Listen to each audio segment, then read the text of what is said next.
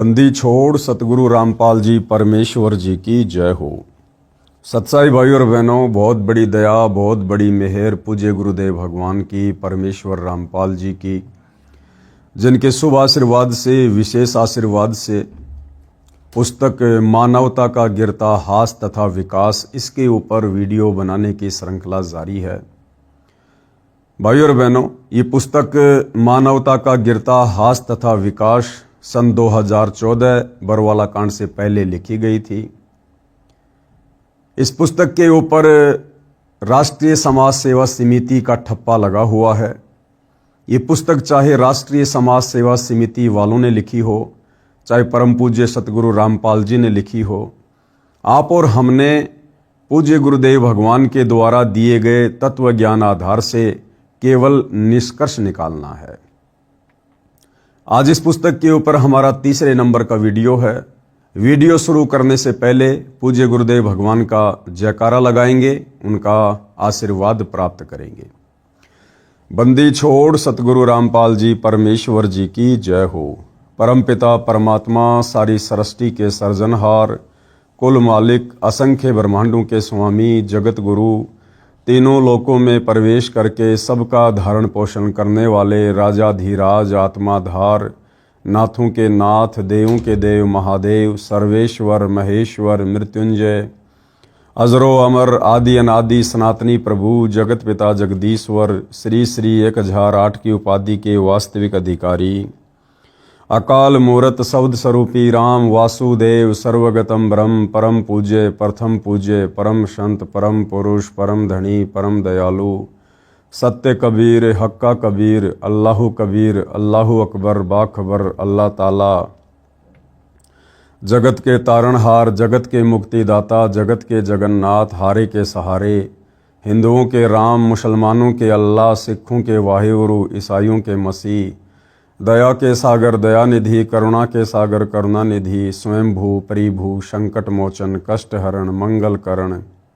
दुख भंजन, अविगत कबीर, निर्विकार निर्विषम परमात्मा, अलय अलेख सतगुरु, आदि अनादि सतगुरु, असली मर्यादा पुरुषोत्तम, असली राम, असली कृष्ण, असली घनश्याम, असली मुरारी, राजाओं के राजा, महाराजाओं के महाराजा, शहंशाहों के शहंशाह, सम्राटों के सम्राट, भगवानों के भगवान, अल्लाहों के अल्लाह, प्रभुओं के प्रभु, मसीहाओं के मसीह, सच्चे वाहिगुरु, बाबाओं के बाबा, पीरों के पीर, सेठों के सेठ, जगत सेठ, सावड़सा सेठ, सर्वगुण संपन्न, अनंत कोटि कलाओं के स्वामी, अनंत कोटि ब्रह्मांडों के नायक, योगियों में महायोगी, ध्यानियों में महाध्यानी, सिद्धों में परम सिद्ध, ज्ञानियों में तत्व ज्ञानी, ब्रह्म ज्ञानी, महाज्ञानी, परम ज्ञानी, सर्वश्रेष्ठ ज्ञानी, विज्ञानी, युवा कबीर, समर्थ कबीर, असमवात, अमित ओजा, सच्चे रहनुमा, करीम अल्लाह, सुभान अल्लाह, दुनिया के अंतिम पैगंबर, 8 सितंबर 1951 से गांव धनाना, जिला सोनीपत, हरियाणा, भारतवर्ष की पावन भूमि पे प्रकट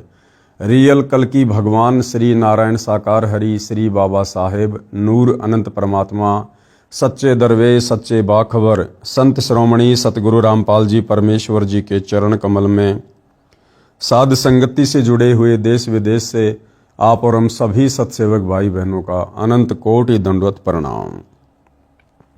सत्साई भाई और बहनों, अब हम इस पुस्तक के ऊपर आगे बढ़ते हैं।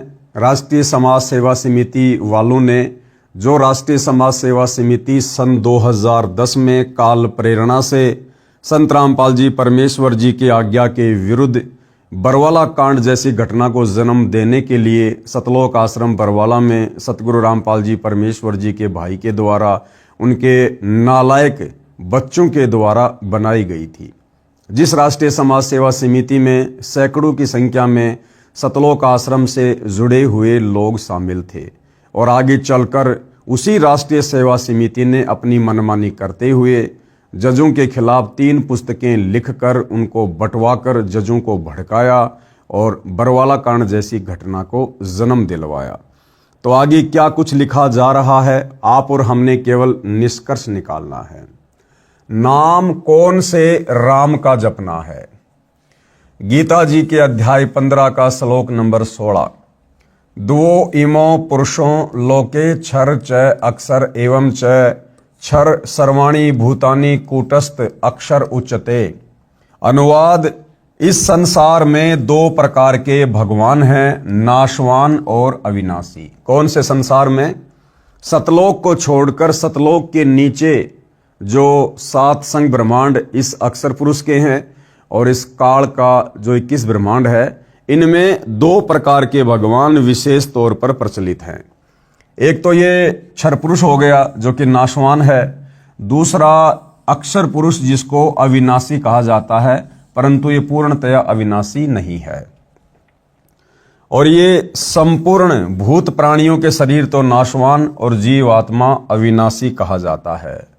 काल के 21 ब्रह्मांड में और अक्षर पुरुष के 7 संग ब्रह्मांडों में जितने भी प्राणी हैं ये सब नाशवान हैं, परंतु आत्मा अविनाशी है। वो ना तो 21 ब्रह्मांडों वाली कभी विनाश में आती है, ना 7 संग ब्रह्मांड वाली आत्मा कभी विनाश में आती है। यानी केवल शरीर का नाश होता है, आत्मा का विनाश नहीं होता। आत्मा अजरो अमर है। गीता जी के अध्याय नंबर 15 का श्लोक नंबर 17, उत्तम पुरुष तु अन्य परमात्मा इति उदाहरत ये लोक तरम अवश्य विभर्ति अवय ईश्वर। फिर वो मुख्य परमात्मा कौन है, सर्वशक्तिमान परमात्मा कौन है, जिसका किसी भी देश काल और परिस्थिति में विनाश नहीं होता है, जो कभी भी नहीं मरता है, जो अकाल मूर्त है, काल जिसको नहीं खा सकता, काल जिसको नहीं मार सकता। तो कहते हैं उत्तम पुरुष है तू अन्य, यानी इन दोनों भगवानों से सर्वश्रेष्ठ काल और अक्षर पुरुष, क्षर और अक्षर पुरुष, इन दोनों से सर्वश्रेष्ठ परमात्मा तो कोई और ही है जिसको वास्तव में भगवान कह सकते हैं, जो तीनों लोकों में प्रवेश करके सबका धारण पोषण करता है। उत्तम भगवान तो अन्य ही है। उत्तम यानी सर्वश्रेष्ठ परमात्मा जो तीनों लोकों में प्रवेश करके सबका धारण पोषण करता है, एवं अविनाशी परमेश्वर परमात्मा इस प्रकार कहा गया है। कबीर परमेश्वर जी ने अपनी वाणी में क्या कहा है? कबीर, अक्षर पुरुष एक पेड़ है, निरंजन वाकी डार, तीनों देवा ब्रह्मा विष्णु महेश शाखा भये, पात भया संसार। कबीर, 3 देव को सब कोई ध्यावे, चौथा देव का मर्म न पावे। 3 देव कौन से? ब्रह्मा विष्णु महेश। और चौथा देव जिसके विषय में बहुत ही कम लोग जानते हैं, वो है इनका पिता काल ब्रह्म।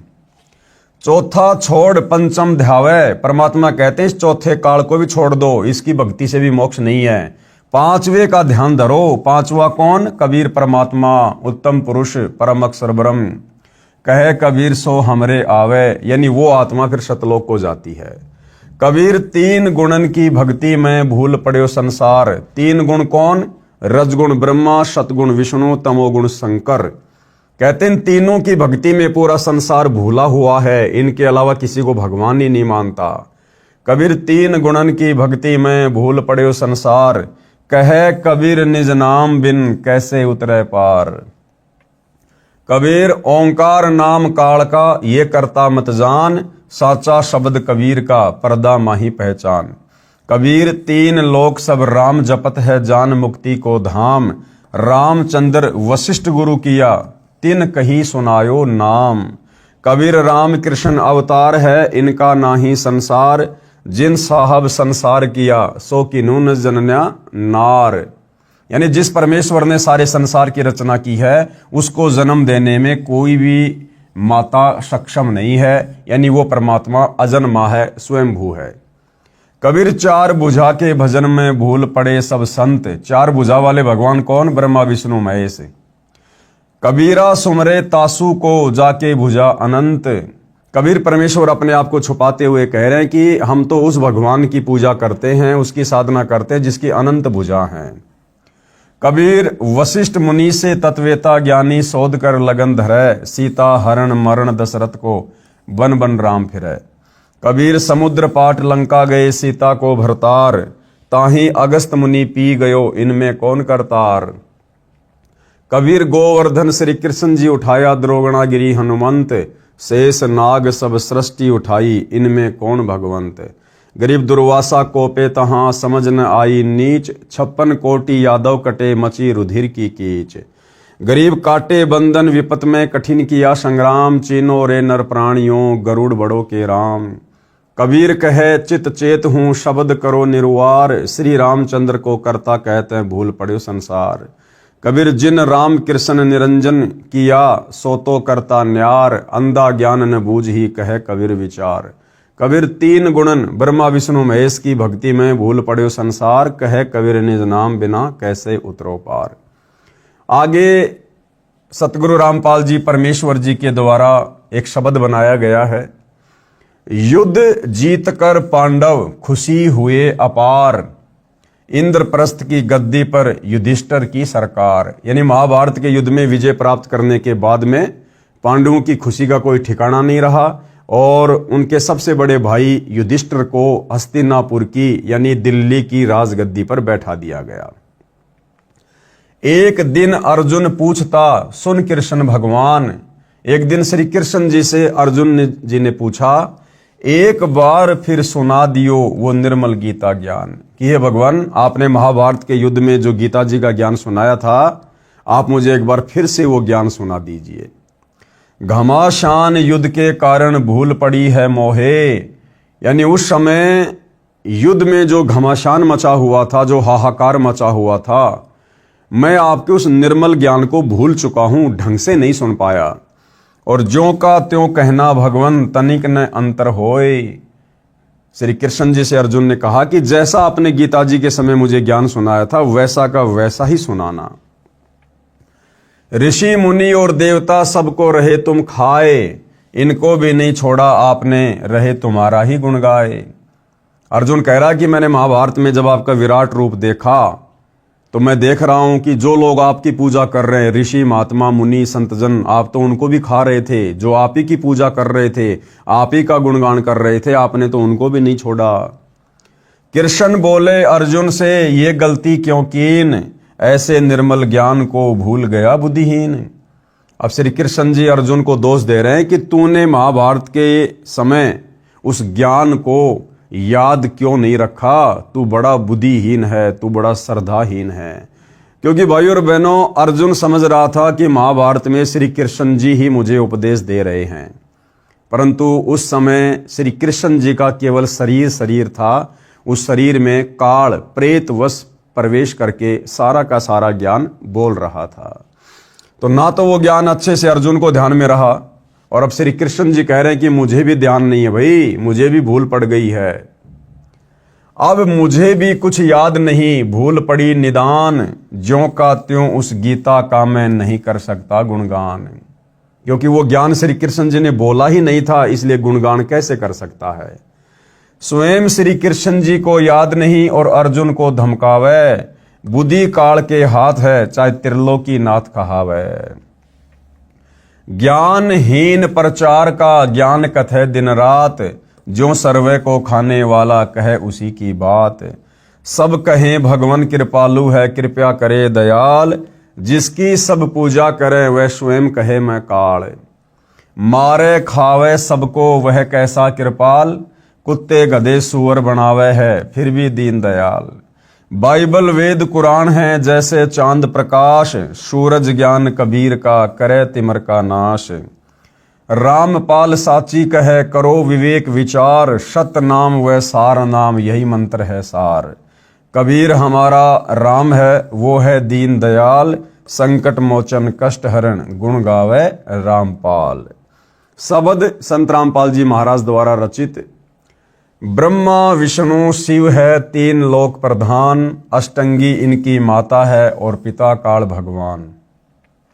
1 लाख को काल नित खावे सीना ताण, ब्रह्मा बनावे विष्णु पाले शिव कर दे कल्याण। अर्जुन डर के पूछता ये कौन रूप भगवान, कहे निरंजन मैं काल हूं सबको आया खान।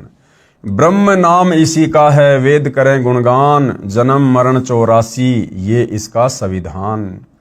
4 राम की भक्ति में लग रहा संसार, 5वें राम का ज्ञान नहीं जो पार उतारन हार। ब्रह्मा विष्णु शिव तीनों गुण हैं, दूसरा प्रकृति का जाल, लाख जीव नित भक्षण करे राम तीसरा काल। अक्षर पुरुष है राम चौथा, जैसे चंद्रमा जान, पांचवा राम कबीर है जैसे उदय हुआ भान। राम देवानंद गुरुजी कर गए नजर निहाल, सतनाम का दिया खजाना बरते रामपाल। अपने आप को छुपाते हुए पूज्य गुरुदेव भगवान एक सुयोग्य शिष्य की भूमिका निभाते हुए अपने मुंह बोले गुरुदेव को महिमा दे रहे हैं। नाम दीक्षा लेने वाले व्यक्तियों के लिए आवश्यक जानकारी।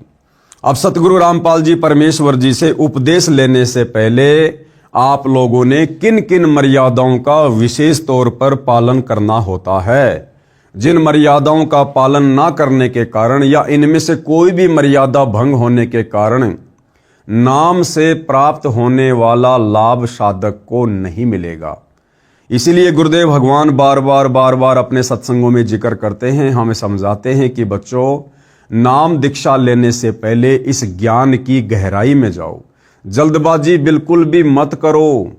ये परमात्मा तुम्हारे ही लिए आया है, तुम्हारे से पहले नहीं जाने वाला। इसलिए नाम दीक्षा लेने से पहले महीना, 2 महीना, 6 महीने अच्छे से ज्ञान को समझो, नियम और मर्यादाओं को समझो, आत्म कल्याण को समझो। उसके बाद में उपदेश लो और फिर दृढ़ होकर भक्ति पर लग जाओ। फिर संसार की एक भी बात मत सुनना जो बात भक्ति विरुद्ध हो। तब भाई और बहनों हम पूर्ण सफलता प्राप्त करेंगे। तो कुछ विशेष नियम हैं, इन नियमों के बिना हमारा जो सुमरण है वो नहीं चलेगा। सबसे पहला, पूर्ण गुरु की पहचान, यानी नाम दीक्षा लेने से पहले हमने पूर्ण गुरु की पहचान कर लेनी चाहिए। अब पूर्ण गुरु की पहचान का माध्यम क्या है? हमारे धर्मशास्त्र हैं। हमारे शास्त्रों में पूर्ण संत की, पूर्ण गुरु की, तत्वदर्शी संत की पहचान लिखी हुई है। ये पहचान हमें कैसे पता चलेगी? ये पहचान सतगुरु रामपाल जी के प्रवचन सुनने से, उनके सत्संग सुनने से पता चलेगी। तो सबसे पहले वही बात है, हमने ज्ञान को अच्छे से समझना पड़ेगा। पूर्ण गुरु की पहचान। आज कलयुग में भगत समाज के सामने पूर्ण गुरु की पहचान करना सबसे जटिल प्रश्न बना हुआ है। क्योंकि भाइयों और बहनों, गांव गांव में गुरु बैठे हैं, गली गली में गुरु बैठे हैं। कोई आचार्य की तो कोई शंकराचार्य की पदवी लेकर बैठा है। कोई कह रहा है कि मेरे पास पूर्ण मोक्ष मार्ग है, कोई कह रहा आत्म कल्याण मेरे अलावा किसी के पास है ही नहीं। दुनिया भर के आडंबर, पाखंड, दिखावा। तो भाइयों और बहनों, जीव पूरी तरह से बेचारा भ्रमित है, विचलित है कि जाऊं तो कहां जाऊं। इसलिए पूर्ण गुरु की शरण भी उसी आत्मा को नसीब होती है जिसके युगों युगों के संस्कार मजबूत होते हैं। लेकिन इसका बहुत ही लघु और साधारण सा उत्तर है कि जो गुरु शास्त्रों के अनुसार भक्ति करता है और अपने भक्तों को अर्थात शिष्यों द्वारा करवाता है, वही पूर्ण संत है। क्या पहचान है पूर्ण संत की? जो गुरु शास्त्रों के अनुसार भक्ति प्रदान करता है और शास्त्रों के अनुसार ही भक्ति अपने शिष्यों से करवाता है, यानी मनमुखी आचरण ना करता हो, उसकी भक्ति का आधार शास्त्र हो। जो भी धर्म, कर्म, धार्मिक अनुष्ठान है वो शास्त्रों के अनुसार हों। कौन भगवान है, किसको इष्ट मानकर भक्ति करनी चाहिए, उसका शास्त्रों में प्रमाण हो। यदि ऐसा कोई गुरु है तो समझ लेना वो पूर्ण संत है, पूर्ण गुरु है। और अपने अनुयायियों अर्थात शिष्यों द्वारा करवाता है, वही पूर्ण संत है। चूंकि भक्ति मार्ग का संविधान धार्मिक शास्त्र जैसे कबीर साहिब की वाणी, नानक साहिब की वाणी, संत गरीबदास जी महाराज की वाणी, संत धर्मदास जी साहिब की वाणी, वेद, गीता, पुराण, कुरान, पवित्र बाइबल आदि हैं। जो भी संत शास्त्रों के अनुसार भक्ति साधना बताता है और भगत समाज को मार्गदर्शन करता है तो वह पूर्ण संत है। और भाइयों और बहनों, हम देख सकते हैं वर्तमान में इस पृथ्वी पर सतगुरु रामपाल जी के अलावा किसी भी धर्म में कोई भी धर्म गुरु, आचार्य, शंकराचार्य ऐसा नहीं है जो शास्त्रों के अनुसार भक्ति करता हो और अपने भक्तों से करवाता हो। केवल सतगुरु रामपाल जी हैं जिन्होंने न केवल हिंदू धर्म के ग्रंथ बल्कि सर्व धर्म ग्रंथों को दिखाया, पढ़ाया, समझाया और उनमें परमेश्वर को निकाल के बताया कि सच्चा परमात्मा कौन है। बाइबल में कहाँ प्रमाण है, कुरान में कहाँ प्रमाण है, गुरु ग्रंथ साहिब में कहाँ प्रमाण है, चारों वेदों में और गीता जी में कहाँ कहाँ परमेश्वर के विषय में प्रमाण है। अन्यथा वह भगत समाज का घोर दुश्मन है, जो शास्त्रों के विरुद्ध साधना करवा रहा है, इस अनमोल मानव जन्म के साथ खिलवाड़ कर रहा है। ऐसे गुरु या संत को भगवान के दरबार में घोर नरक में उल्टा लटकाया जाता है। तो देख लो भाई और बहनों, वर्तमान में इस पूरी पृथ्वी पर सतगुरु रामपाल जी के अलावा जितने भी भक्ति मार्ग में मार्गदर्शक बने हुए हैं, गुरु पद पर विराजमान है किसी भी धर्म में, वो सारे के सारे नकली हैं, काल के द्वारा भ्रमित हैं, और मृत्यु उपरांत उनको और उनके शिष्यों को दोनों को नरक में उल्टा लटकाकर घोर पीड़ाएं दी जाएंगी। उदाहरण के तौर पर जैसे कोई अध्यापक सिलेबस यानी पाठ्यक्रम से बाहर की शिक्षा देता है तो वह उन विद्यार्थियों का दुश्मन है। गुरु के लक्षण क्या हैं? परमेश्वर कबीर जी ने कबीर सागर के अध्याय जीव धर्म बोध पेज नंबर 1960 2024 पर गुरु के लक्षण बताए हैं। चौपाई क्या लक्षण हैं सच्चे गुरु के? गुरु के लक्षण 4 बखाना, यानी 4 प्रकार के लक्षण यदि दिखाई दें तो समझ लेना वो पूर्ण संत है, पूर्ण गुरु है। सबसे पहले प्रथम वेद शास्त्र का ज्ञाना, यानी उसे संपूर्ण शास्त्रों का ज्ञान होगा। विश्व के जितने भी धर्म हैं उन धर्मों के सभी शास्त्रों का उसे पूर्ण ज्ञान होगा। दूसरा हरि भक्ति मन कर्म वाणी, दूसरा वो परमात्मा की भक्ति मन कर्म वचन से करेगा और अपने शिष्यों से भी करवाएगा। ये नहीं कि खाली उपदेश ही देगा, भक्ति नहीं करेगा, वो खुद भी शास्त्रों के अनुसार भक्ति करेगा और अपने अनुयायियों से भी भक्ति करवाएगा। तीसरा समदृष्टि कर जानी, वो पूर्ण गुरु जो होगा वो समदृष्टि होगा। वो छोटे बड़े में, अमीर गरीब में, ऊंच नीच में वो किसी प्रकार का कोई भेदभाव नहीं करेगा, अपने सभी शिष्यों के साथ में समान बर्ताव करेगा, एक जैसा व्यवहार करेगा।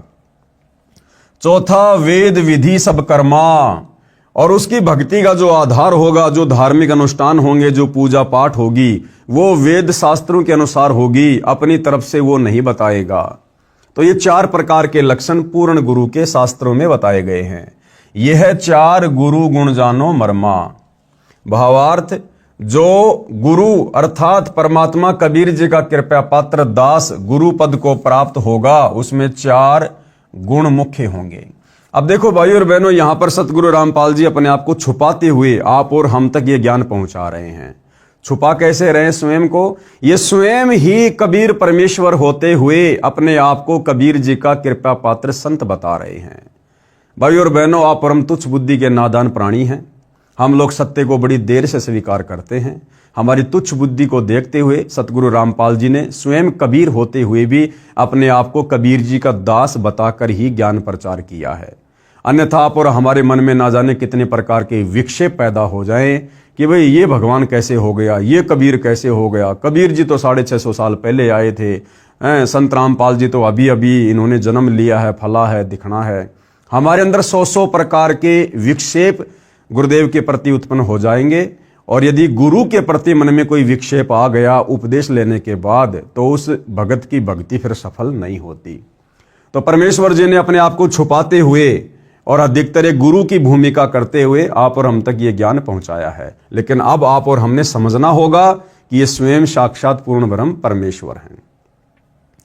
प्रथम वेद शास्त्र का ज्ञाना, वह संत वेदों तथा शास्त्रों का ज्ञाता होगा, वह सर्व धर्मों के शास्त्रों को ठीक ठीक जान लेगा। एक छोटा सा सत्संग है भाई और बहनों सतगुरु रामपाल जी परमेश्वर जी का, जिन्होंने स्वयं कहा है कि पुण्यात्माओं, इस दास का जन्म तो हिंदू धर्म में हुआ है। हालांकि परमेश्वर प्रकट होते हैं, ये स्वयंभू हैं, लेकिन अपने आप को छुपाते हुए कहते हैं। और गुरुदेव भगवान कहते हैं कि आप ये ना सोचना कि इस दास को केवल हिंदू धर्म के शास्त्रों का ही ज्ञान है। विश्व में जितने भी धर्म हैं, सभी धर्मों के धर्म ग्रंथों का ज्ञान इस दास को है। अर्थात गुरुदेव अपने विषय में कह रहे हैं। छोटा सा सत्संग, क्योंकि गीता का समझना कोई बालकों का खेल नहीं, परमात्मा बुद्धि दे अपने कृपा पात्र पे, तभी ये अनमोल ग्रंथ समझ में आते हैं। और टीचर उसी को कहते जो हमारे सिलेबस को ठीक से जाने। वो टीचर कहां, जब सिलेबस का ज्ञान नहीं अटपट सुना रहा है तो टीचर नहीं है। तो जितने भी आज तक धर्मगुरु किसी भी धर्म के हैं, उनको अपने सिलेबस का ज्ञान वर्तमान वालों को नहीं है। इस दास रामपाल दास के अतिरिक्त विश्व में नहीं है। ये कद्दे से दिमाग की उतारा।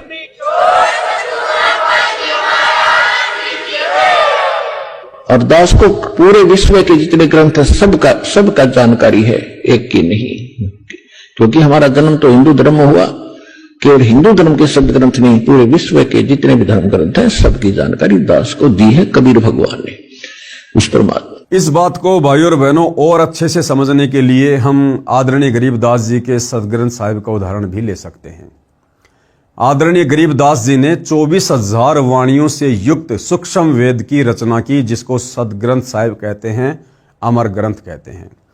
और आदरणीय गरीबदास जी के सदग्रंथ साहिब में विश्व की सभी भाषाओं के शब्दों का समावेश है।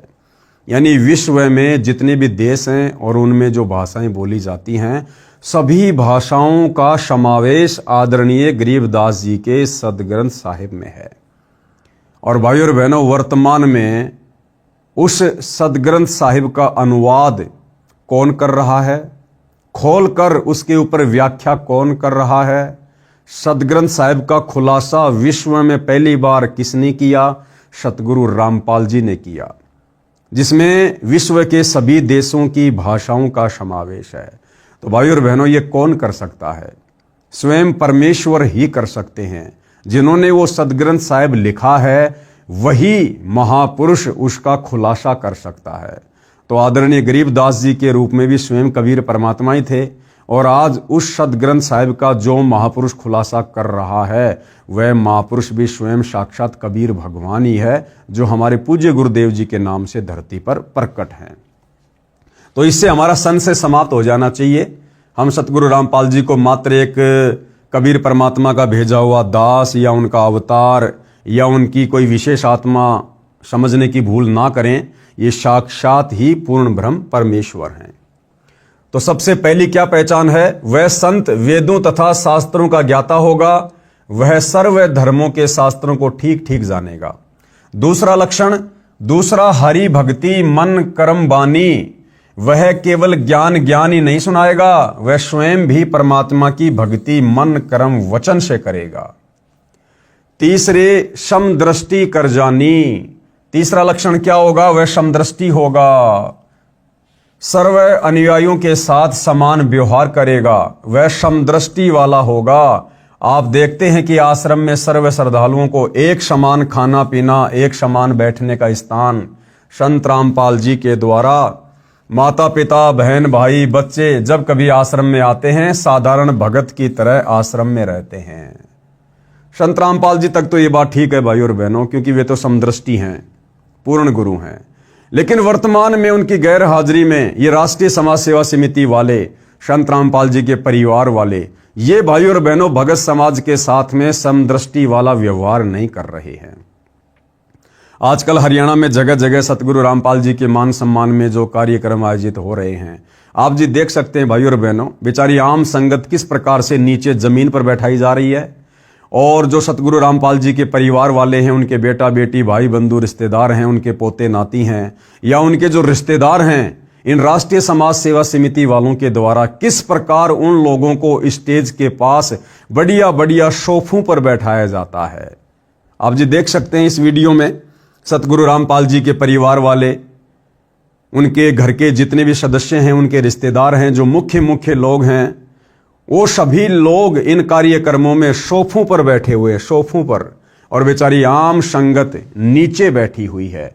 तो भाई और बहनों, सतगुरु रामपाल जी तो सभी के साथ आश्रम में समान व्यवहार किया करते थे, आगे भी समान ही व्यवहार करेंगे। परंतु ये राष्ट्रीय समाज सेवा समिति वाले, सतगुरु रामपाल जी के परिवार वाले, ये भगत समाज के साथ वर्तमान में समदृष्टि व्यवहार नहीं कर रहे हैं।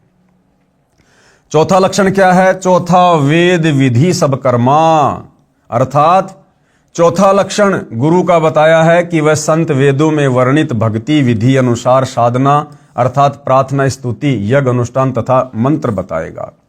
गीता अध्याय नंबर 7 का श्लोक नंबर 15 क्या कह रहा है? माया के द्वारा जिनका ज्ञान हरा जा चुका है, ऐसे आसुर स्वभाव को धारण किए हुए मनुष्यों में नीच दूषित कर्म करने वाले मूर्ख मुझको नहीं भजते। अर्थात वे तीनों गुणों रजगुण ब्रह्मा, सतगुण विष्णु, तमगुण शिव की साधना ही करते हैं। गीता अध्याय 7 श्लोक नंबर 15 में गीता का ज्ञान बोलने वाला ये काल ब्रह्म क्या कह रहा है कि ये मूर्ख जन समुदाय मुझ काल, मुझ ब्रह्म की भक्ति भी नहीं करता, मेरे ओम नाम का जाप भी नहीं करता, केवल तीनों गुणों की भक्ति में लगा हुआ है। रजगुण ब्रह्मा, सतगुण विष्णु, तमोगुण शंकर, केवल इन तीनों गुणों की भक्ति कर रहा है। मुझ काल, मुझ ब्रह्म की भक्ति भी नहीं करता है। और ब्रह्मा विष्णु महेश की भक्ति करने वालों को, अर्थात तीन गुणों की भक्ति करने वालों को इस काल ब्रह्म ने, ब्रह्मा विष्णु महेश के पिता ने, दुर्गा के पति ने 4 गालियां दी हैं। क्या कहा है? मनुष्यों में नीच दूषित कर्म करने वाले, यानी सारे उल्टे काम करने वाले, मांस भी खाते हैं, ब्रह्मा विष्णु महेश की भक्ति करने वाले, नशा भी करते हैं, चोरी जारी भी करते हैं, मिलावट भी करते हैं, रिश्वतखोरी भी है, भ्रष्टाचारी भी है, यानी ब्रह्मा विष्णु महेश की भक्ति करने वाले सारे उल्टे कर्म करते हैं, खुद इनका पिता काल ब्रह्म कह रहा है। और हम देख भी रहे हैं भाई और बहनों, हिंदू समाज में विशेषकर ब्रह्मा विष्णु महेश की पूजा की जाती है। और देख लीजिए आप, कितना भ्रष्टाचार है, कितनी लूट मार है, कितनी रिश्वतखोरी है, किस प्रकार से नशा हो रहा है, व्यभिचार हो रहा है। तो 4 गालियां दी हैं ब्रह्मा विष्णु महेश की भक्ति करने वालों को। मनुष्यों में नीच दूषित कर्म करने वाले मूर्ख मुझको नहीं बसते, अर्थात ये तीनों गुणों, रजगुण ब्रह्मा, सतगुण विष्णु, तमगुण शंकर की साधना ही करते रहते हैं। फिर यजुर्वेद अध्याय नंबर 40 श्लोक नंबर 10 संत रामपाल जी द्वारा भाष्य। ये श्लोक आप जियों के सामने है, हम सीधा इसके अनुवाद पर चलते हैं। परमात्मा के बारे में सामान्यतः निराकार अर्थात कभी न जन्मने वाला कहते हैं। यानी सब लोगों की एक ही थ्योरी है इस तत्व ज्ञान के अभाव में कि परमात्मा कभी जन्म नहीं लेता, परमात्मा निराकार है, वो दिखाई नहीं देता।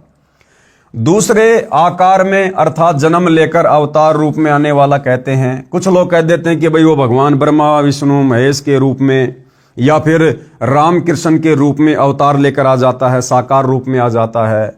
जो टिकाऊ अर्थात पूर्ण ज्ञानी अच्छी प्रकार सुनाते हैं उसको इस प्रकार सही तौर पर वही समरूप अर्थात यथार्थ रूप में भिन्न भिन्न रूप से प्रत्यक्ष ज्ञान कराते हैं। यानी तत्वदर्शी संत ही बताएगा कि वास्तव में परमात्मा की स्थिति क्या है, वो आकार में है या निराकार है या कैसा है। गीता अध्याय 4 श्लोक नंबर 34 श्लोक आप जियों के सामने है। अनुवाद, उसको समझ उस पूर्ण परमात्मा के ज्ञान व समाधान को जानने वाले संतों को भली भांति दंडवत प्रणाम करने से, उनकी सेवा करने से और कपट छोड़कर सरलता पूर्वक प्रश्न करने से वे परमात्म तत्व को भली भांति जानने वाले ज्ञानी महात्मा तुझे उस तत्व ज्ञान का उपदेश करेंगे।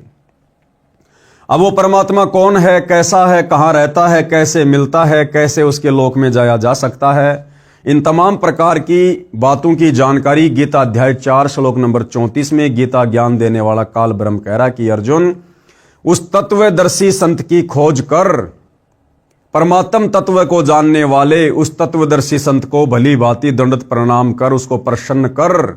वो तत्वदर्शी महात्मा तुझे तत्व ज्ञान का उपदेश करेंगे, परमात्मा के बारे में बताएंगे। मुझे भी उस परमात्मा के बारे में नहीं पता। तो भाई और बहनों, आज वर्तमान में आप और हमारा सौभाग्य कि आप और हमें समय रहते उस तत्वदर्शी संत की शरण प्राप्त हो गई। आज हमें भक्ति मार्ग का उन्होंने दाना दाना गिना दिया है। नंबर 2, दूसरा क्या नियम है भक्ति सफल करने के लिए? सबसे पहला नियम हमने जाना कि सबसे पहले भक्ति की शुरुआत करने से पहले हमने पूर्ण गुरु की पहचान करनी पड़ती है। जब तक हमें गुरु की पहचान नहीं होगी, हमें गुरु पर ही विश्वास नहीं होगा, तो भला भक्ति क्या हम खाक करेंगे। तो सबसे पहले पूर्ण संत की पहचान, पूर्ण गुरु की पहचान, और ये पहचान होने के बाद में फिर भक्ति को सफल करने के लिए दूसरा नियम क्या है? नशीली वस्तुओं का सेवन निषेध। यानी किसी भी प्रकार का नशा फिर भगत ने, साधक ने नहीं करना। हुक्का, शराब, बियर, तमाकू, बीड़ी, सिगरेट, हुला, सूंघना, गुटखा, मांस, अंडा, सुल्फा, अफीम, गांजा और अन्य नशीली चीजों का सेवन तो दूर रहा, किसी को नशीली वस्तु लाकर भी नहीं देनी है।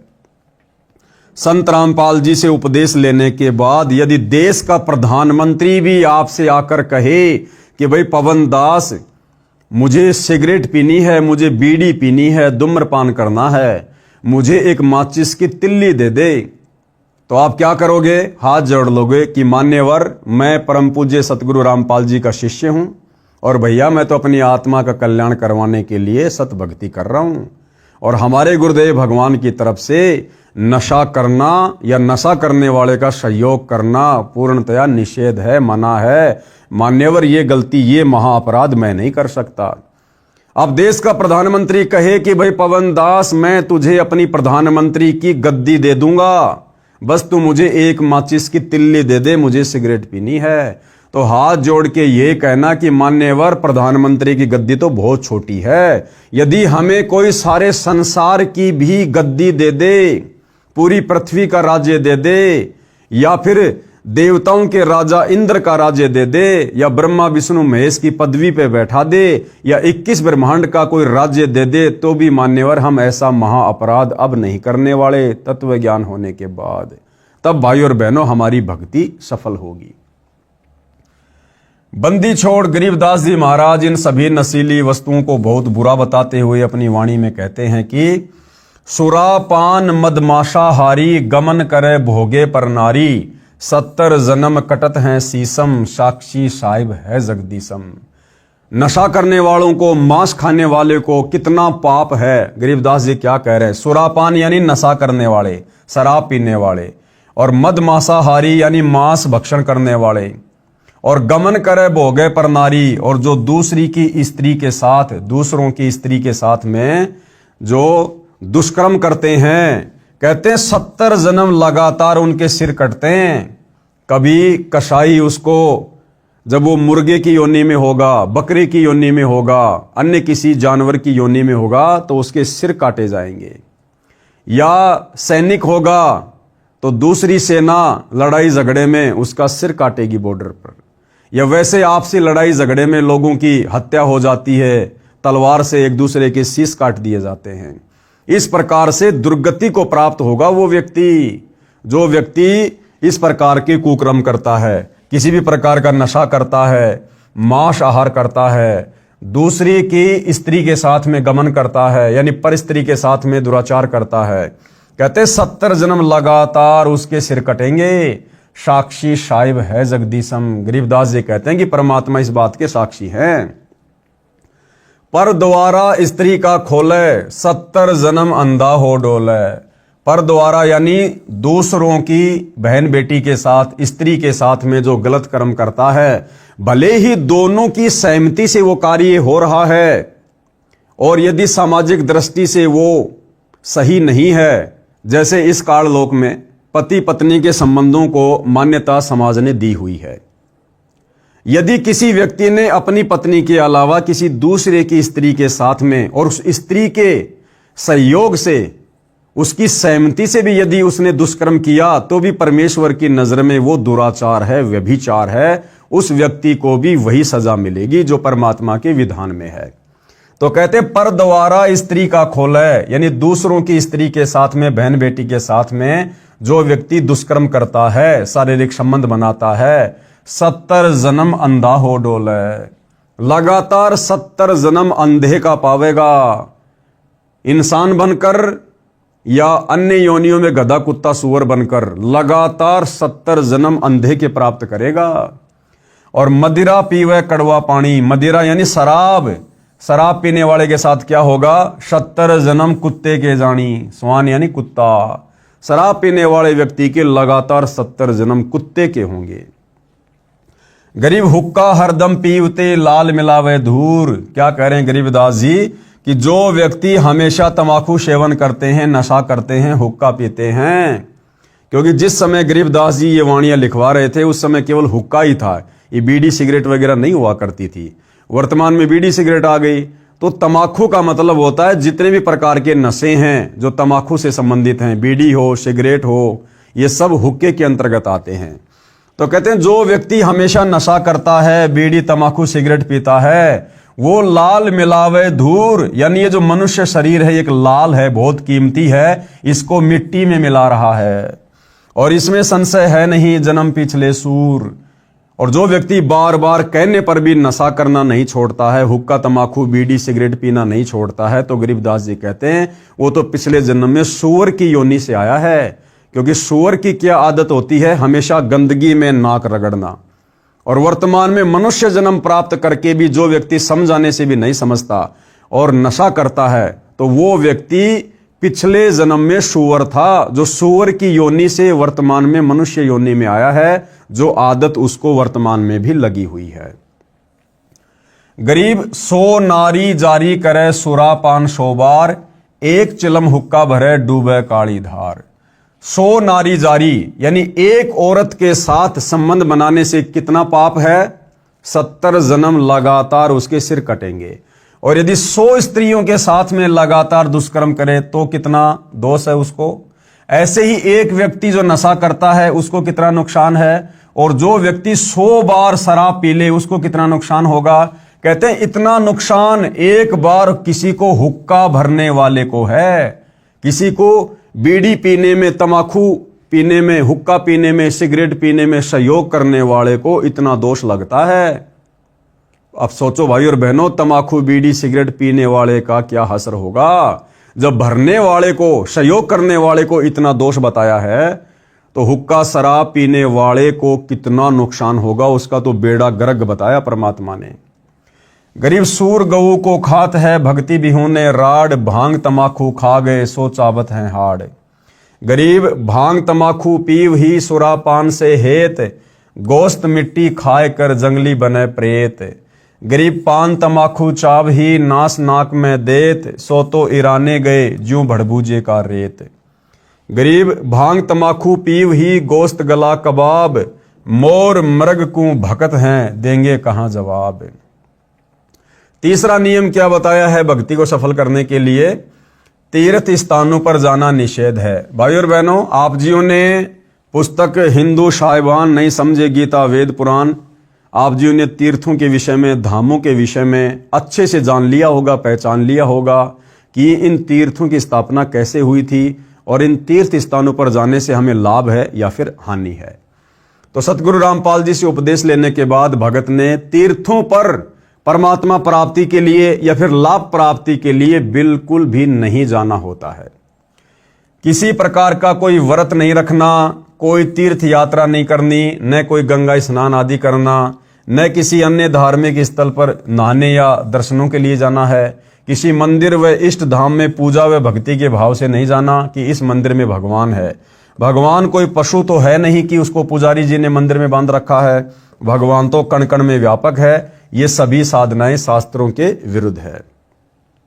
जरा विचार करके देखो कि ये सभी तीर्थ स्थल जैसे जगन्नाथ का मंदिर, बद्रीनाथ, हरिद्वार, मक्का मदीना, अमरनाथ, वैष्णो देवी, वृंदावन, मथुरा, बरसाना, अयोध्या, राम मंदिर, काशी धाम, छुड़ानी धाम आदि मंदिर, मस्जिद, गुरुद्वारा, चर्च व इष्ट धाम आदि आदि ऐसे स्थल हैं जहां पर कोई धर्म ग्रंथ रखा है, उसको पढ़ा जाता है। जैसे गुरुद्वारे, मस्जिद, चर्च, जहां पर कोई संत रहा करते थे, वे वहां पर अपनी भक्ति साधना करके अपना भक्ति रूपी धन जोड़ करके शरीर छोड़कर अपने इष्ट देव के लोक में चले गए।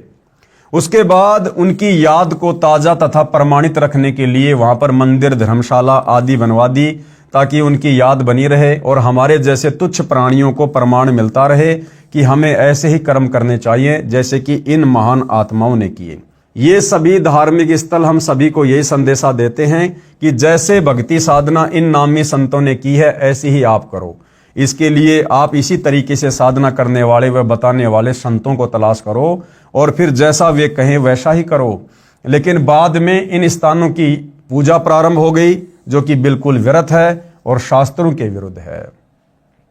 और देखिए भाई और बहनों, किस प्रकार से सतगुरु रामपाल जी के भगत होने के बावजूद इन राष्ट्रीय समाज सेवा समिति वालों ने, सतगुरु रामपाल जी के परिवार ने अयोध्या में जो राम मंदिर बना हुआ है, जो कि आन उपासना का केंद्र है, वहां पर काल की भक्ति होती है और दुनिया भर के ज्ञानहीन श्रद्धालु राम मंदिर के दर्शन करने के लिए आ रहे थे। और उस समय इन राष्ट्रीय समाज सेवा समिति वालों ने, सतगुरु रामपाल जी के बेटा बेटी, भाई बंधु, रिश्तेदारों ने, इनको सर्व ज्ञान होते हुए भी इन लोगों ने काल प्रेरणा से उन काल पुजारियों के लिए जो राम मंदिर के दर्शन करने आ रहे थे, इन राष्ट्रीय समाज सेवा समिति वालों ने अयोध्या में 1 महीने का भंडारा लगा दिया। यानी सीधे सीधे इन लोगों ने आन उपासना में सहयोग किया। वहां पर आन उपासना में सहयोग, क्योंकि वहां पर लोग क्यों आ रहे थे, श्रद्धालु क्यों आ रहे थे? राम मंदिर के दर्शन करने के लिए, श्री रामचंद्र जी की पूजा करने के लिए, जो कि काल की पूजा है, आन उपासना है। और शतलोक आश्रम वालों ने वहां पर 1 महीने का भंडारा लगा दिया कि भैया तुम लोग अच्छे से राम जी के दर्शन करो, आन उपासना करो और खाने पीने की चिंता बिल्कुल भी मत करना। हम बुद्धिहीन, ज्ञानहीन राष्ट्रीय समाज सेवा समिति वाले, संत रामपाल जी के परिवार वाले अभी जिंदा हैं, तुम्हें कोई दिक्कत नहीं आने देंगे। कहने का मतलब है भाइयों और बहनों, जब तक हम पूज्य गुरुदेव भगवान के द्वारा बताए गए इन नियमों पर खरे नहीं उतरेंगे, आप और हम कभी भी अपनी भक्ति सफल नहीं कर सकते। ये सभी स्थान तो एक ऐसे स्थान की भांति हैं जहां पर किसी हलवाई ने भट्टी बनाकर जलेबी, लड्डू आदि बनाकर स्वयं खाकर और अपने सगे साथियों को खिलाकर चले गए।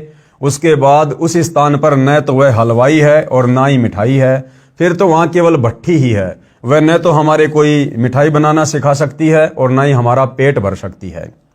अब कोई कहे कि आओ भैया, आपको वह भट्टी दिखाकर लाऊंगा जहां पर एक हलवाई ने मिठाई बनाई थी, चलो चलते हैं। वहां जाकर उस भट्टी को देख लिया और 7 चक्कर भी काट आए। क्या आपको मिठाई मिली? क्या आपको मिठाई बनाने की विधि बताने वाला हलवाई मिला? इसके लिए आपने वैसा ही हलवाई खोजना होगा जो सबसे पहले आपको मिठाई खिलाए और बनाने की विधि भी बताए, फिर जैसे वे कहें केवल वही करना, अन्य नहीं। ठीक इसी प्रकार गुरुदेव भगवान हमें समझाना चाहते कि नादानों, हमने इन तीर्थों पर जाने से वर्तमान में कोई फायदा नहीं है। हमने वर्तमान में उस पूर्ण गुरु की, तत्वदर्शी संत की खोज करनी चाहिए जो वास्तव में हमें परमात्मा से मिलाने वाली भक्ति बताए। और उसके बाद उपदेश लेने के बाद केवल भगत ने उतना ही करना है, वैसा ही करना है जितना गुरु हमें आज्ञा दे, इससे ज्यादा नहीं। ठीक इसी प्रकार तीर्थ स्थानों की पूजा न करके वैसे ही संतों की तलाश करो जो शास्त्रों के अनुसार पूर्ण परमात्मा कबीर साहिब की भक्ति करते हुए बताते हों। फिर जैसे वे कहें केवल वही करना, अपनी मनमानी नहीं करना। लेकिन वर्तमान में ये राष्ट्रीय समाज सेवा समिति वाले भाई और बहनों पूर्णतया अपनी ही मनमानी कर रहे हैं। सतगुरु के एक भी वचन पर ये लोग नहीं चल रहे हैं। यथार्थ ज्ञान स्वयं परमेश्वरी बताते हैं। यथार्थ ज्ञान यानी भक्ति मार्ग का सत्य ज्ञान कौन बताते हैं? यथार्थ ज्ञान स्वयं परमेश्वरी बताते हैं। तो आज इस पृथ्वी पर यथार्थ ज्ञान कौन बता रहे हैं? सतगुरु रामपाल जी। तो सतगुरु रामपाल जी कौन हुए? पूर्ण परमेश्वर, स्वयं कबीर देव। वे स्वयं अमर लोक से चलकर आते हैं। और जब परमेश्वर कबीर जी सतगुरु रूप में धरती पर अमर लोक से चलकर आते हैं तो किसी मां के गर्भ से जन्म लेकर नहीं आते। वे स्वयंभू हैं, स्वयं प्रकट होते हैं। आप और हम चरम दृष्टि से देख नहीं पाते हैं। इसका प्रमाण है ऋग्वेद मंडल 9 सूक्त 86 मंत्र 26-27, ऋग्वेद मंडल 9 सूक्त 82 मंत्र 1-2-3 में, ऋग्वेद मंडल 9 सूक्त 96 मंत्र 16 से 20 और अनेक स्थानों पर वेद में प्रमाण है कि परमात्मा ऊपर के लोक में रहता है, वहां से गति करके अर्थात चल कर आता है। सत्य लोक वाले शरीर के समान दूसरा तेज पुंज का शरीर धारण करके आम व्यक्ति की तरह जीवन जीकर कुछ दिन संसार में रहकर अपनी शब्द साखियों के माध्यम से सत्य ज्ञान को वर्णन करके पूर्ण परमात्मा के छुपे हुए वास्तविक सत्य ज्ञान तथा भक्ति को जागृत करते हैं। गीता अध्याय नंबर 16 का श्लोक नंबर 23 क्या कह रहा है भाइयों और बहनों? कि शास्त्र विधि को त्याग कर जो मनमाना आचरण करते हैं उनको भक्ति मार्ग में किसी प्रकार का कोई भी लाभ नहीं होता है। जो पुरुष शास्त्र विधि को त्याग कर, पुरुष यानी भगत, जो भगत शास्त्र विधि को त्याग कर अपनी इच्छा से मनमाना आचरण करता है वह न सिद्धि को प्राप्त होता है, न परम गति को और न सुख को ही। फिर गीता अध्याय नंबर 6 का श्लोक नंबर 16 क्या कह रहा है? श्लोक आप जियों के सामने है। हे अर्जुन, यह योग यानी भक्ति, अर्थात ये भक्ति न तो बहुत खाने वाले की और न बिल्कुल न खाने वाले की, न एकांत स्थान पर आसन लगाकर साधना करने वाले का तथा न बहुत सोने वाले के स्वभाव वाले का और न सदा जागने वाले की सिद्ध होती है। कहने का मतलब है यदि हमने भक्ति सफल करनी है तो हमने संयम में रहकर भक्ति करनी पड़ेगी। इतना ज्यादा भोजन भी नहीं खाना है कि अंगड़ाई टूटती रहे, निंद्रा आती रहे और हम भजन कर ही ना सकें, और इतना कम भी नहीं खाना है कि पेट में चूहे कूदते रहें, बार बार भोजन की याद आती रहे। हमने संयमित होकर भक्ति करनी है, ना ज्यादा जागना है ना ज्यादा सोना है।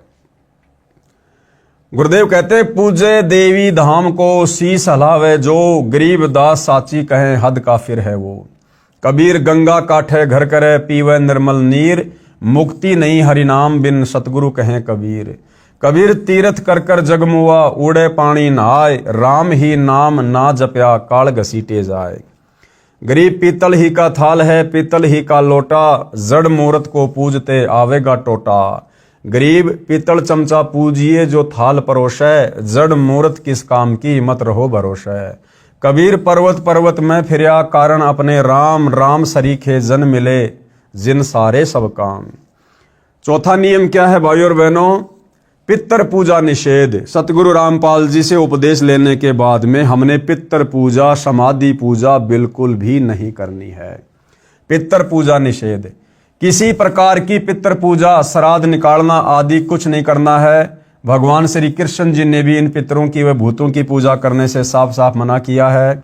गीता जी के अध्याय नंबर 9 के श्लोक नंबर 25 में कहा है कि, ये यहां पर श्लोक लिखा हुआ है, आप जी पढ़ सकते हैं, अनुवाद किया है, देवताओं को पूजने वाले देवताओं को प्राप्त होते हैं, पितरों को पूजने वाले पितरों को प्राप्त होते हैं। यानी जो जैसी पूजा भक्ति करेगा उसी के लोक में जाएगा, उन्हीं को प्राप्त होगा। और भूतों को पूजने वाले भूतों को प्राप्त होते हैं, और मता अनुसार पूजन करने वाले भगत मुझे ही लाभान्वित होते हैं। बंदी छोड़ गरीबदास जी महाराज और कबीर साहिब जी कहते हैं, गरीब भूत रमेशो भूत है, देव रमेशो देव, राम रमेशो राम है, सुनो सकल सुरभेव।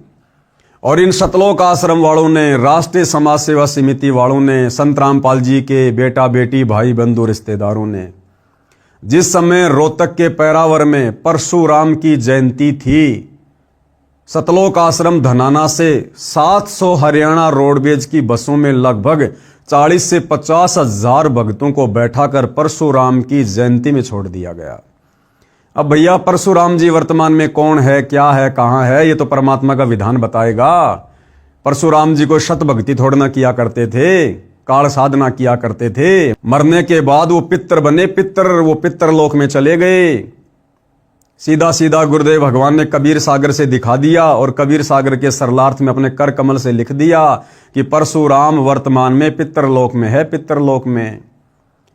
और ये नादान संगत परशुराम की जयंती में जाकर क्या कर रही है? परशुराम जी की जयंती में जाना, उस धाम पर जाना ही पितर पूजा में आ जाता है। तो ये कहां जाएंगे ये नादान भगत, जिन्होंने इतनी बड़ी गलती इन राष्ट्रीय समाज सेवा समिति वालों के चक्कर में आकर कर डाली है। इसलिए उस पूर्ण परमात्मा परमेश्वर की भक्ति करो जिससे पूर्ण मुक्ति होवे। वह परमात्मा पूर्ण ब्रह्म सत्य पुरुष सत कबीर है। इसी का प्रमाण गीता जी के अध्याय नंबर 18 के श्लोक नंबर 46 में है। ये श्लोक आप जियों के सामने है। सीधे हम अनुवाद पर चलते हैं। जिस परमेश्वर से संपूर्ण प्राणियों की उत्पत्ति हुई है, संपूर्ण प्राणी कौन? सतलोक में जितनी भी आत्माएं हैं, अलख लोक में, अगम लोक में जितनी भी आत्माएं हैं, और फिर अक्षर पुरुष के सातसंग ब्रह्मांड में जितनी भी आत्माएं हैं, काल के 21 ब्रह्मांड में आप और हम जितनी भी आत्माएं हैं, ये सारी की सारी आत्माएं उसी परम अक्षर ब्रह्म पूर्ण ब्रह्म सत्य कबीर ने उत्पन्न की अपनी वचन शक्ति से।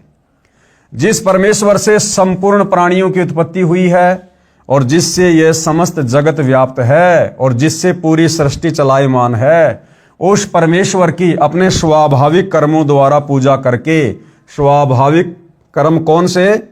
यानी काम करते करते, और तत्वदर्शी संत हमें जो भक्ति विधि बताएगा उसको करना, यानी अपना दैनिक कार्य करते करते, जैसे किसान है खेत में कार्य करते करते, व्यापारी है अपना व्यापार करते करते, ड्राइवर है अपनी ड्राइवरी करते करते, इस प्रकार से स्वाभाविक कार्य करते करते इस भक्ति को सफल किया जाता है। उस परमेश्वर की अपने स्वाभाविक कर्मों द्वारा पूजा करके मनुष्य परम सिद्धि को प्राप्त हो जाता है। फिर गीता अध्याय नंबर 18 का श्लोक नंबर 62 श्लोक आप जियों के सामने है। हे भरत सौभद्र अर्जुन, तू सर्व भाव से उस ईश्वर की ही शरण में चला जा। अब गीता ज्ञान देने वाला ये काल ब्रह्म अर्जुन से क्या कह रहा है कि अर्जुन तू सर्व भाव से उस परमेश्वर की शरण में जा। सर्व भाव यानी और किसी की पूजा मत करना, और किसी का ध्यान मत धरना कि और भी कोई परमात्मा होगा, कोई लाभ दे देगा, कोई मोक्ष दे देगा। नहीं, सर्व भाव से मन कर्म वचन से तत्वदर्शी संत की शरण में आने के बाद उस परम अक्षर ब्रह्म की पूजा कर। उसकी कृपा से तू परम शांति यानी संसार से सर्वदा उपरति को और अविनाशी परम पद को प्राप्त हो जाएगा, यानी सतलोक को प्राप्त हो जाएगा। सर्व भाव का तात्पर्य है कि कोई अन्य पूजा न करके मन कर्म वचन से एक परमेश्वर में आस्था रखना। गीता अध्याय नंबर 8 का श्लोक नंबर 22 क्या कह रहा है? श्लोक आप जियों के सामने है। अनुवाद, हे प्रथानंदन अर्जुन, संपूर्ण प्राणी जिसके अंतर्गत हैं और जिससे यह संपूर्ण संसार व्याप्त है, वह परम पुरुष परमात्मा तो अनन्य भक्ति से प्राप्त होने वाला है। अनन्य भक्ति का मतलब है केवल एक उसी को इष्ट मानकर भक्ति करना। जैसे वर्तमान में सबसे पहले तो आप और हमने परमपिता परमेश्वर को पहचाना कि साक्षात सतगुरु रामपाल जी ही पूर्ण ब्रह्म परमेश्वर हैं, कबीर देव हैं। उसके बाद अपने गुरुदेव भगवान को ही अपना इष्ट मानकर पूजा करना, गुरु के अलावा किसी और में परमात्मा ना देखना, ये अनन्य भक्ति होती है। यानी मन कर्म वचन से केवल एक ही अपने गुरु को इष्ट मान के भक्ति करना। अनन्य भक्ति का तात्पर्य है एक परमेश्वर पूर्ण ब्रह्म की भक्ति करना, दूसरे देवी देवताओं अर्थात तीनों गुण रजगुण ब्रह्मा, सतगुण विष्णु, तम गुण शिव की नहीं। गीता जी के अध्याय नंबर 15 का श्लोक नंबर 1 से 4। गीता अध्याय 15 श्लोक 1 क्या कह रहा है? अनुवाद, ऊपर को जड़ वाला, नीचे को शाखा वाला अविनाशी विस्तृत संसार रूपी पीपल का वृक्ष है, जिसके छोटे छोटे हिस्से या टहनियां पत्ते कहे गए हैं। उस संसार रूप वृक्ष को जो इस प्रकार जानता है वह पूर्ण ज्ञानी अर्थात तत्वदर्शी है। यानी गीता अध्याय नंबर 15 श्लोक नंबर 104 में तत्वदर्शी संत की पहचान बताई गई है कि जो संसार रूपी वृक्ष के सभी विभागों को जो प्रमाणित करके बता दे कि जड़ कौन है, तना कौन है, टहनिया कौन है, डार कौन है, पत्ते कौन है, यानी जो संपूर्ण सृष्टि रचना को शास्त्रों में प्रमाणित करके समझा दे कि पूर्ण ब्रह्म परमेश्वर कौन है, अक्षर पुरुष कौन है, क्षर पुरुष कौन है, ब्रह्मा विष्णु महेश कौन है, हमारी मुक्ति कैसे होगी, समझो वो तत्वदर्शी संत है। गीता अध्याय नंबर 15 श्लोक नंबर 2 श्लोक आप जियों के सामने है।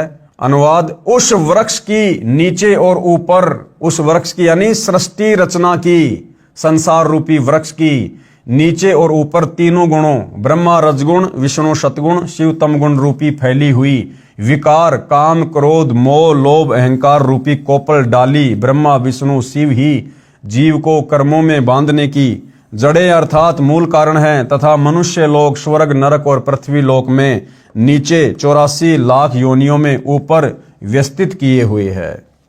गीता अध्याय 15 श्लोक 3 श्लोक आप जियों के सामने है। अनुवाद, इस रचना का न शुरुआत तथा न अंत है, न वैसा स्वरूप पाया जाता है तथा यहाँ विचार काल में यानी गीता का ज्ञान सुनाते समय श्री कृष्ण जी के शरीर में प्रवेश करके काल ब्रह्म अर्जुन से कह रहा है कि तेरी और मेरी ज्ञान चर्चा में तथा यहाँ विचार काल में अर्थात मेरे द्वारा दिया जा रहा गीता ज्ञान में पूर्ण जानकारी मुझे भी नहीं है। क्या कह रहा है ये काल ब्रह्म कि अर्जुन, सृष्टि रचना की पूरी जानकारी मुझे भी नहीं है, क्योंकि भाइयों और बहनों इस काल को 21 ब्रह्मांड देकर शतलोक से बाहर निकालने के बाद परमात्मा ने अक्षर पुरुष को 7 संग ब्रह्मांड देकर शतलोक से बाहर निकाल दिया था। तो इस बात की जानकारी इस काल ब्रह्म को नहीं है कि मेरे आने के बाद सतलोक में और क्या क्या घटना घटित हुई। इसलिए ये कह रहा कि अर्जुन यहाँ विचार काल में तेरी और मेरी इस ज्ञान चर्चा में भाई सृष्टि रचना का ज्ञान मुझे भी पूर्णतया नहीं है। इसीलिए गीता अध्याय 4 श्लोक नंबर 34 में तत्वदर्शी संत की तरफ संकेत कर दिया कि परमात्म ज्ञान सृष्टि का ज्ञान तुझे तत्वदर्शी संत ही भली भांति बता सकता है। तो सृष्टि का ज्ञान बताने वाला फिर कौन हुआ? वो तत्वदर्शी संत कौन हुआ? केवल कबीर परमात्मा। क्योंकि सर्व ब्रह्मांडों की रचना की अच्छी तरह स्थिति का मुझे भी ज्ञान नहीं है, क्योंकि इसको अक्षर पुरुष के सात्संग ब्रह्मांडों की स्थिति का ज्ञान नहीं है। इस अच्छी तरह स्थायी स्थिति वाला मजबूत स्वरूप वाले निर्लेप तत्व ज्ञान रूपी दृढ़ शस्त्र से अर्थात निर्मल तत्व ज्ञान के द्वारा काटकर अर्थात निरंजन की भक्ति को क्षणिक जानकर, गीता अध्याय नंबर 15 श्लोक नंबर 4 श्लोक आप जियों के सामने है अनुवाद। उसके बाद उस परम पद परमात्मा की खोज करनी चाहिए, यानी तत्वदर्शी संत की खोज होने के बाद उसके बाद उस परम पद परमात्मा की खोज करनी चाहिए, जिसको प्राप्त हुए मनुष्य फिर लौटकर संसार में नहीं आते। यानी सतलोक जाने के बाद फिर ये साधक लौटकर संसार में यानी काल के किस ब्रह्मांड में जन्म मरण में वापस नहीं आते, और जिससे अनादिकाल से चली आने वाली ये सृष्टि विस्तार को प्राप्त हुई है। उस आदि पुरुष परमात्मा की मैं शरण में हूं। ये गीता ज्ञान देने वाला काल ब्रह्म क्या कह रहा है कि अर्जुन मैं भी उसी कबीर भगवान परम अक्षर पुरुष की शरण में हूं, मेरा भी पूज्य इष्ट देव वही है। इस प्रकार स्वयं भगवान श्री कृष्ण ने इंद्र जो देवी देवताओं का राजा है उसकी पूजा भी छुड़वाकर उस परमात्मा की भक्ति करने के लिए ही प्रेरणा दी थी, जिस कारण उन्होंने गोवर्धन पर्वत को उठाकर इंद्र के कोप से ब्रजवासियों की रक्षा की। अब वास्तव में भाई और बहनों, गोवर्धन पर्वत को अपनी उंगली पर किसने उठाया, ब्रजवासियों की रक्षा किसने की, ये भी आप और हमें तत्व ज्ञान से पता चलता है कि सारा का सारा खेल कबीर परमेश्वर जी ने किया। गरीब इंद्र चढ़ा बिरज डुबोवन भीगा भीत न लेव, इंद्र कढ़ाई होत जगत में पूजा खा गए देव। कबीर इस संसार को समझाऊं कै बार, पूंछ जो पकड़े भेड़ की उतरा चावे पार। पांचवा नियम क्या है भाई और बहनों, सतगुरु रामपाल जी से उपदेश लेने के बाद जो हमने निभाना होता है, गुरु आज्ञा का पालन। गुरुदेव जी की आज्ञा के बिना घर में किसी भी प्रकार का धार्मिक अनुष्ठान नहीं करवाना, यानी कोई भी पूजा पाठ किसी और से या कोई भंडारा वंडारा नहीं करवाना। जैसे बंदी छोड़ अपनी वाणी में कहते हैं कि गुरु बिन यज्ञ हवन जो करही, मिथ्या जाय कभू न फल ही। कबीर गुरु बिन माला फेरते, गुरु बिन देते दान, गुरु बिन दोनों निष्फल है, चाहे पूछो वेद पुराण। अब भाई और बहनों, इन सतलोक आश्रमों में जाने वाले भगत भाई बहनों को विचार करना चाहिए इस नियम नंबर 5 के अनुसार कि गुरु आज्ञा का पालन। गुरु की आज्ञा के बिना घर में किसी भी प्रकार का धार्मिक अनुष्ठान नहीं करवाना। घर हो या बाहर हो, भगत ने किसी भी प्रकार का धार्मिक अनुष्ठान, कोई हवन यज्ञ, कोई पाठ प्रकाश अपने गुरुदेव की आज्ञा के बिना नहीं करवाना चाहिए। जबकि वर्तमान में इन सभी सतलोक आश्रमों में जितने भी भगत भाई बहन ज्योति करवा रहे हैं, पाठ प्रकाश करवा रहे हैं, क्या आप भाई बहनों ने हिसार जेल में जाकर सतगुरु रामपाल जी से आज्ञा ली है कि गुरुजी क्या मैं इन सतलोक आश्रमों में पाठ प्रकाश के पैसे जमा करवा सकता हूं, क्या मैं ज्योति हवन करवा सकता हूं? कोई भी वर्तमान में अपने गुरुजी से आज्ञा नहीं ले रहा है। अरे 2014 बरवाला कांड के बाद भाई हमारी परीक्षा चल रही है। नियम नंबर 5 के अनुसार संगत वर्तमान में इन सतलोक आश्रमों में गुरु की गैर हाजिरी में और हिसार जेल में जाकर गुरुजी से आज्ञा लिए बिना जो पाठ प्रकाश करवा रही है, दान धर्म कर रही है, ज्योति का पैसा जमा करवा रही है, अपने गुरुजी की मर्यादाओं को तोड़ रही है। नंबर 6 क्या है? माता मसाणी पूजा निषेध।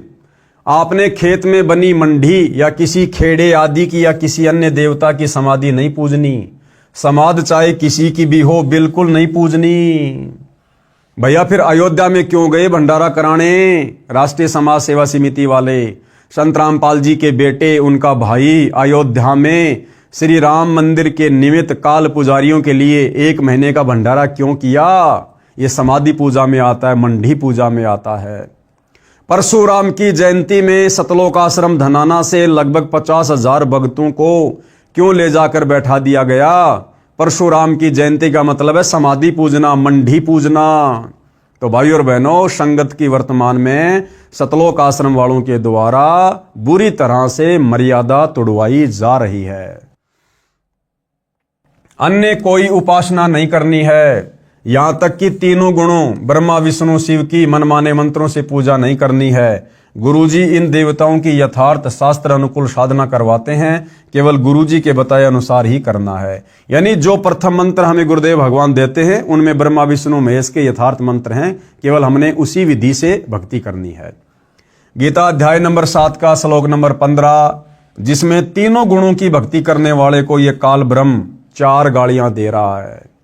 माया के द्वारा जिनका ज्ञान हरा जा चुका है, ऐसे आसुर स्वभाव को धारण किए हुए मनुष्यों में नीच दूषित कर्म करने वाले मूर्ख मुझको भी नहीं बसते, अर्थात वे तीनों गुण रजगुण ब्रह्मा, सदगुण विष्णु, तमगुण शिव की साधना ही करते रहते हैं।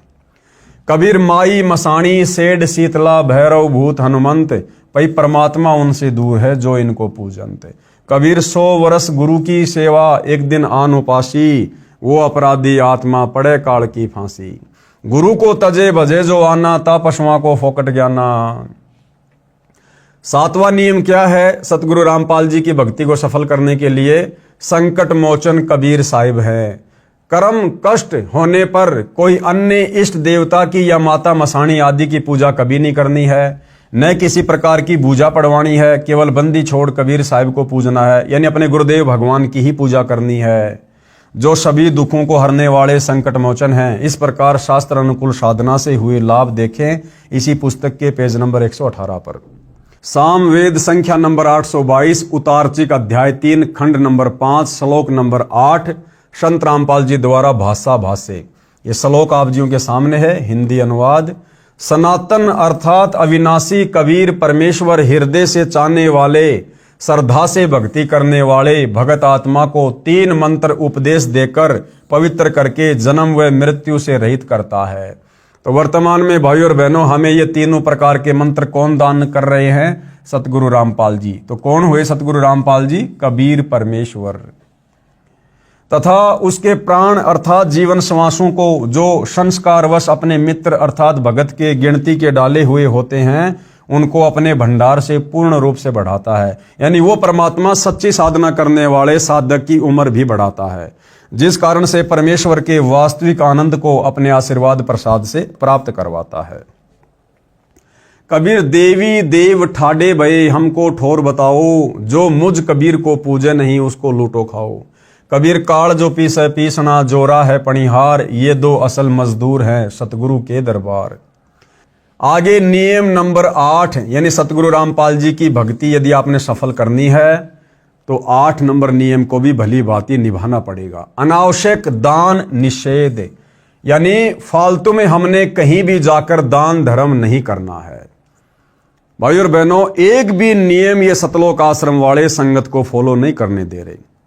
गुरुदेव ने नियम नंबर 8 में क्या बताया? अनावश्यक दान करना बिल्कुल मना है। और वर्तमान में क्या आ रहा है भाई और बहनों? अनावश्यक रूप से जबरदस्ती 15-15 लाख में 10-10 लाख रुपए में लोगों के मकान बनवाए जा रहे हैं राष्ट्रीय समाज सेवा समिति वालों के द्वारा। व्यर्थ में लोगों के घरों पर जा जाकर उनको कई हजारों रुपये का राशन दिया जा रहा है, जबकि गुरुदेव का सख्त आदेश है कि हमने जाकर किसी को भी भोजन नहीं खिलाना, और सूखा राशन तो हमने भूलकर भी नहीं देना। आपके घर पर कोई भिखारी आ जाए तो खाना खिला सकते हैं, जा जाकर नहीं देना। और भिखारी को भी 1 रुपया दान करने के लिए गुरुदेव ने मना किया है, और यहां 15-15 लाख रुपए दान किए जा रहे हैं लोगों के मकान बनाकर। तो भाइयों और बहनों, टोटल गुरुदेव भगवान के ज्ञान के विरुद्ध वर्तमान में सतलोक आश्रम वाले चल रहे हैं। तो क्या नियम है गुरुदेव का? अनावश्यक दान निषेध, कहीं पर और किसी को दान रूप में कुछ नहीं देना, ना पैसे न बिना सिला हुआ कपड़ा आदि कुछ नहीं देना। यदि कोई दान रूप में कुछ मांगने आए तो उसे खाना खिला दो, चाय दूध लस्सी पानी आदि पिला दो, परंतु देना कुछ भी नहीं है। न जाने वह भिखारी उस पैसे का क्या दुरुपयोग करे। जैसे एक व्यक्ति ने किसी भिखारी को उसकी झूठी कहानी, जिसमें वह बता रहा था कि मेरे बच्चे इलाज बिना तड़प रहे हैं, कुछ पैसे देने की कृपया करें, उसको सुनकर भावनावश होकर 100 रुपए दे दिए। वह भिखारी पहले पाव शराब पीता था, उस दिन उसने आधा बोतल शराब पिया और अपनी पत्नी को पीट डाला। उसकी पत्नी ने बच्चों सहित आत्महत्या कर ली। आप द्वारा किया हुआ वह दान उस परिवार के नाश का कारण बना। यदि आप चाहते हो कि ऐसे दुखी व्यक्ति की मदद करें तो उसके बच्चों को डॉक्टर से दवाई दिलवा दो, पैसा ना दो।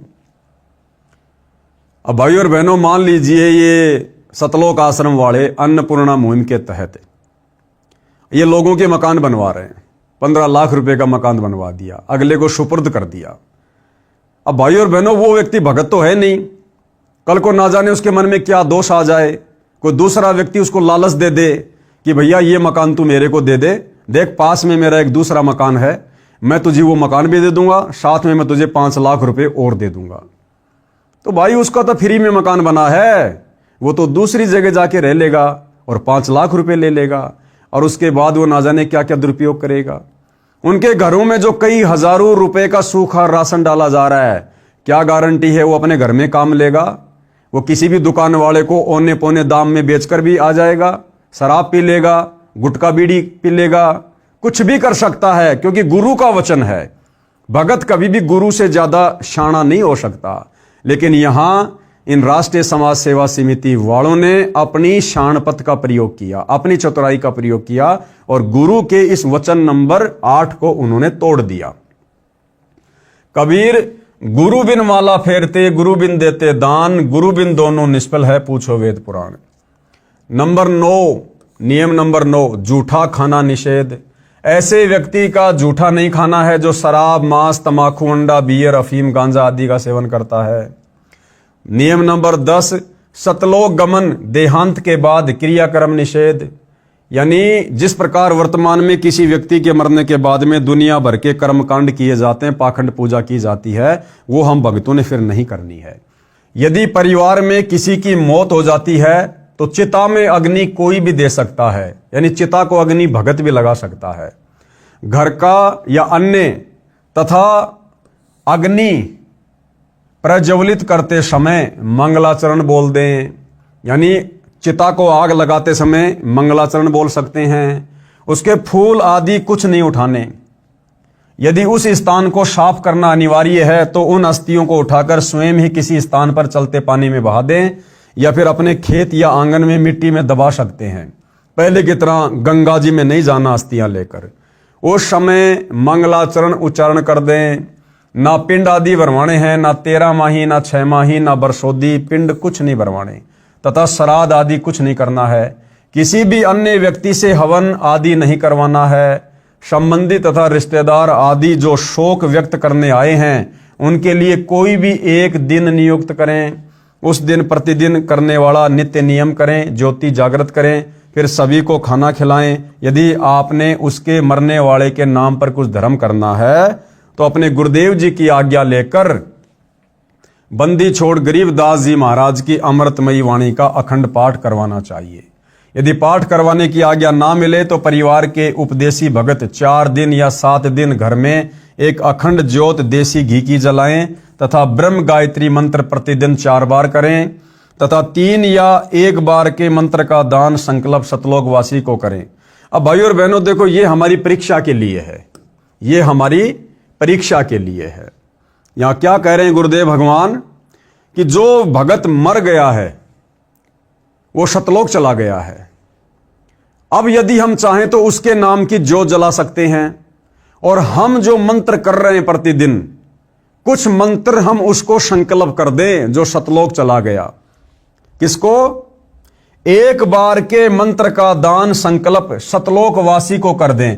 अब भाई और बहनों विचार करने की बात है, जो भगत आत्मा सतलोक चला गया है, जिसका मोक्ष हो गया है, भला फिर हमने उसको उन मंत्रों का संकल्प क्यों करना, हमने मंत्र दान उसको क्यों करने? तो भाई और बहनों ये आप और हमारी परीक्षा के लिए है। आप और हमने बिल्कुल आंखें बंद कर लेनी है, चाहे कोई भक्ति करे या ना करे। हमने अपनी भक्ति कमाई में से एक अंश भी बर्बाद नहीं होने देना है। देखो ये परमपिता परमेश्वर है, हमारे सतगुरु हैं, हमें ज्ञान दे रहे हैं, तो भैया परीक्षा भी साथ साथ में लेंगे। तो ये हमारी परीक्षा हो सकती है। अन्यथा जो सतलोक चली गई आत्मा, फिर यहां की भक्ति उसके किस काम की? वो तो अपना भक्ति धन लेके चला गया, अब उसकी भक्ति उसके काम आएगी। तो आप और हमने इस प्रकार का कोई भी संकल्प नहीं करना है, क्योंकि दास अपनी बुद्धि स्तर से अपने ज्ञान आधार से बता रहा है। बाकी सबको अधिकार है अपनी अपनी बुद्धि का इस्तेमाल करने का, जिसको जैसा समझ में आए वैसा कर सकता है। बाकी जो आत्मा सतलोक ही चली गई है तो दास के हिसाब से तो भाई और बहनों फिर उसको मंत्र दान करने का कोई औचित्य नहीं है। जैसा उचित समझे 1 या 2 या 3 तक मंत्र के जाप का फल उसे दान करें। प्रतिदिन की तरह ज्योति व आरती नाम सुमन करते रहना, ये याद रखते हुए कि कबीर साथी हमारे चले गए हम भी चालनहार, कोई कागज में बाकी रह रही ताते लाग रही बार। कबीर दे पड़ी तो क्या हुआ झूठा सभी पटीट, पक्षी उड़या आकाश को चलता कर गया बीट।